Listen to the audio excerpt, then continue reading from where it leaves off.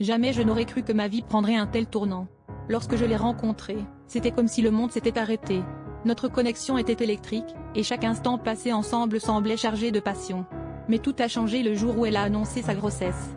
Mon cœur a bondi, partagé entre l'excitation et la peur. Cependant, le doute s'est immiscé lorsque des amis communs ont commencé à murmurer des rumeurs, des mots chuchotés derrière des portes closes, me poussant à demander un test de paternité. La tension était palpable le jour où nous avons attendu les résultats. Elle avait ce sourire impénétrable, un masque que je ne pouvais plus déchiffrer. Et puis, le moment de vérité est arrivé. En lisant le papier, mes mains tremblaient. Le test avait révélé que je n'étais pas le père. C'était un coup de massue.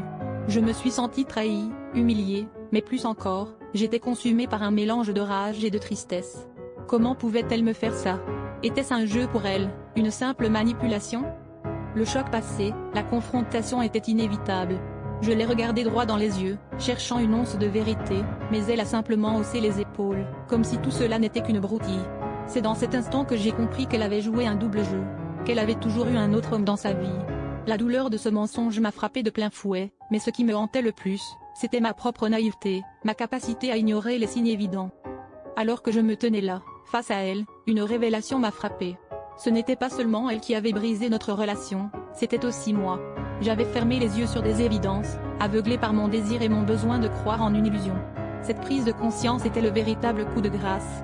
J'ai tourné les talons, décidé à ne plus jamais me laisser entraîner dans un tel tourbillon de mensonges et de trahisons, prêt à affronter mes propres démons intérieurs.